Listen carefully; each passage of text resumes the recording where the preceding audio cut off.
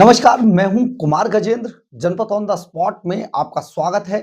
हमारे एक दूसरे social media platform podcast with Kumar Gajendra में भी आपका स्वागत है, जहां आप हमें सुन सकते हैं।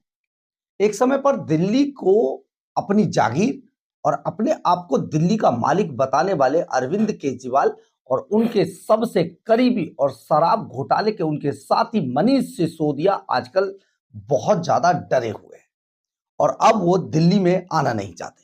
पंजाब के अंदर डेरा डाले हुए हैं और पंजाब में बहुत सारे गुल खिलाने के चक्कर में लगे। लेकिन दिल्ली में उनकी अगर कुंडली को खंगाला जाए तो उन्होंने दिल्ली में ऐसे ऐसे काम किए हैं जिसकी वजह से वो दिल्ली से इतनी आसानी से पीछा नहीं छुड़ा सकते, क्योंकि दिल्ली में कुछ काम ही 11 सालों के दौरान इतने अच्छे अच्छे कर चुके हैं।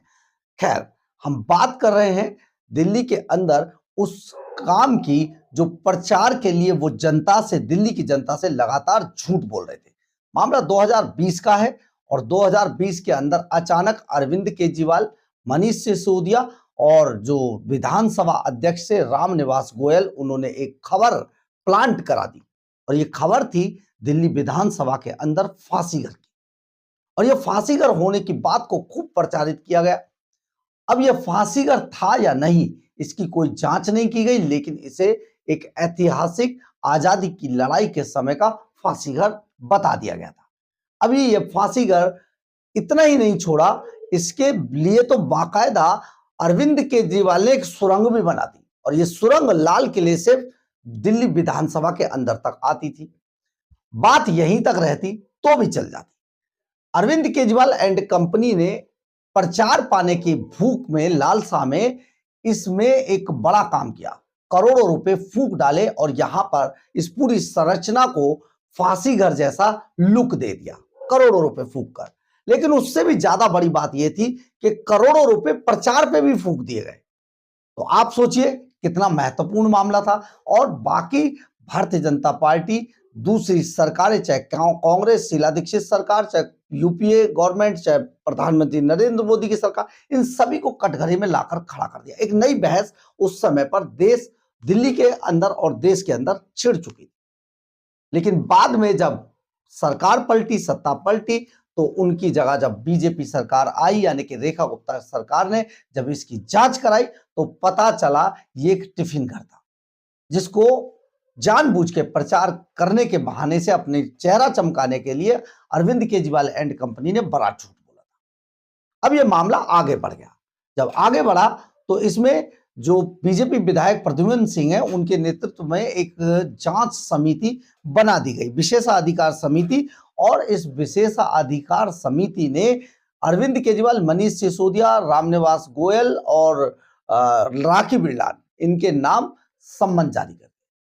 और ये सम्मन केवल इसलिए थे कि इनसे पूछा जाएगा, परंतु बार बार भाग भाग के हर बात में कोर्ट और हाई कोर्ट जाने वाले अरविंद केजरीवाल और मनीष सिसोदिया इस बार भी भागकर हाई कोर्ट पहुंच गए। और हाई कोर्ट में यह मामला है, चल रहा है। यहां पर हाई कोर्ट के अंदर पिछले दिनों जो दिल्ली सरकार के वकील है, उन्होंने साफ तौर पर कहा कि विशेषाधिकार समिति के सामने अरविंद केजरीवाल और मनीष सिसोदिया एंड कंपनी पेश नहीं हो रहे हैं। समिति ने उन्हें जांच में सहयोग करने के लिए बुलाया था, ताकि यह पूछा जाए कि आप ये बताइए कैसे आपको आइडिया आया, कैसे आपने ये जाना, आपने किन तथ्यों के आधार पर इसे फांसीगर बताया था।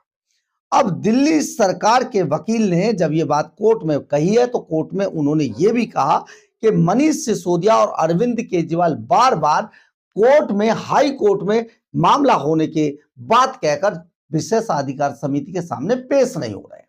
यानी कि जब भी उन्हें सम्मन की बात कही जाती है कि भाई आइए विशेषाधिकार समिति के सामने पेश हो जाइए, तो वो कहते हैं अभी इसका मामला हाई कोर्ट के अंदर विचाराधीन है। क्योंकि अरविंद केजरीवाल एंड कंपनी डर के मारे हाई कोर्ट पहुंच गए थे और हाई कोर्ट में अभी ये 12 दिसंबर को इसकी सुनवाई होनी है। लेकिन 12 दिसंबर से पहले अरविंद केजरीवाल और Manish Sisodia and company court तक जाना नहीं चाहते हैं। इसी बात को लेकर एक बड़ा विवाद चल रहा है।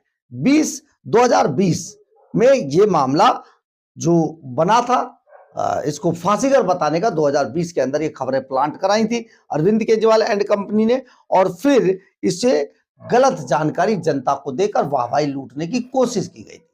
उन्हें शायद ये पता भी नहीं था केजरीवाल एंड कंपनी को कि ये मामला आगे चल के पलट जाएगा और उनकी सत्ता नहीं रहेगी, यानी दिल्ली की जनता उन्हें सत्ता से निकालकर बाहर फेंक देगी और आज उनके सामने ये स्थिति पैदा हो जाएगी कि वो जिस विशेषाधिकार समिति को कभी वो बनाया करते थे, वही विशेषाधिकार समिति चेहरे बदलने के बाद उन्हें बुला लेगी और पूछेगी बताइए ये कैसे हुआ। लेकिन अब केजरीवाल एंड कंपनी बुरी तरीके से डर गए हैं और अब वो दिल्ली की कोर्ट में नहीं जाना चाहते हैं। यही कारण है कि वो वकीलों के थ्रू अपनी याचिकाएं लगाकर अपना बचाव करने की कोशिश कर रहे हैं, पर यह मामला टलने वाला नहीं है। 12 दिसंबर को इसकी सुनवाई होनी है। जो दिल्ली सरकार के वकील हैं उन्होंने साफ तौर पर कह दिया है कि अरविंद केजरीवाल, मनीष सिसोदिया एंड कंपनी किसी भी तरीके से अब बचना चाहते हैं और विशेषाधिकार समिति के सामने पेश नहीं होना चाहते, क्योंकि खुद भी अरविंद केजरीवाल एंड कंपनी ये बात जानते हैं कि उन्होंने दिल्ली की जनता से झूठ बोला था। दिल्ली की जनता से झूठ तो और भी बहुत सारे बोले थे, लेकिन ये क्योंकि लीगलाइज मामला था, ये दिल्ली विधानसभा का मामला था, इसलिए इसमें फंस गए हैं। परंतु अभी इतनी आसानी से इनका पिंड छूटता हुआ दिखाई नहीं दे रहा है, क्योंकि ये मामला दिल्ली विधानसभा की विशेषाधिकार समिति के सामने है। कोर्ट 12 दिसंबर को इस पर क्या फैसला देगा, ये जानने की जरूरत है, अभी सोचने की जरूरत है, इंतजार की जरूरत है, और जब यह फैसला आएगा तब पता चलेगा कि अरविंद केजरीवाल एंड कंपनी के साथ दिल्ली विधानसभा की विशेषाधिकार समिति में क्या घटने वाला है।